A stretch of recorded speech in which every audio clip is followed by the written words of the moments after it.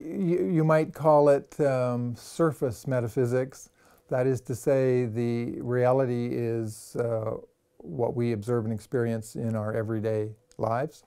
And to think that there's some deeper underlying ultimate structure to this reality is a kind of error.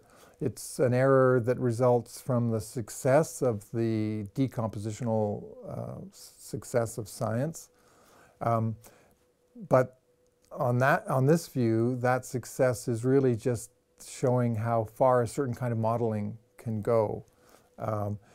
It does not provide a complete description of reality and shouldn't even be thought of as doing that. There is no complete description of reality in terms of any one particular way of explaining things on this picture. It's anti-realist if you think that reality requires some ultimate underlying structure or processes or something like that, which need some different way of describing them or categorizing them.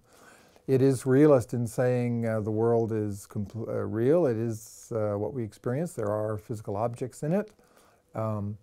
They can be modeled by scientific processes, by scientific theories in different ways. They can also be understood in more direct terms by our experience of them. So I'd say it is a kind of realist picture, but it's scientific anti-realism. And you might call it a kind of metaphysical anti-realism if you think metaphysics demands some new sort of ontological categories to provide an ontological basis of the world. It would deny that. The consciousness on this picture, of course, consciousness exists. We have direct acquaintance with it.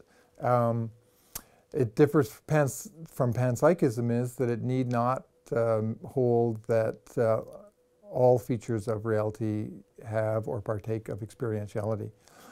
If you ask, the natural question to ask is, well, how did consciousness appear in the world?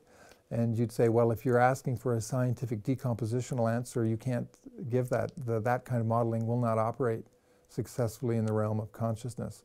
You will be able to find what are called the neural correlates of consciousness. We are already, and we will have more success in finding the brain states in humans and animals that underlie or are associated with consciousness.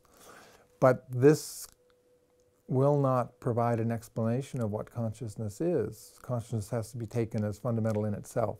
That's the way that consciousness is fundamental. But you do not need to assert, say, that electrons have some experiential component. The mind-us theory wants, in a way, to mimic the physical science's success in showing how the world is built up out of simpler structures. And so they hypothesize some proto-experiential, or very simple forms of consciousness, and then work on trying to find how more complex consciousness is built up out of that. The view I'm outlining here would say, no, that's almost the same kind of mistake to make. You don't think of consciousness as being modelable as in a decompositional way into simpler structures. It has to be taken as given. It's one of the fundamentals. And we experience it. It is real. We find ourselves in the physical world as conscious beings. And we should not expect that there will be one sort of modeling system that presents us with a complete picture of the world.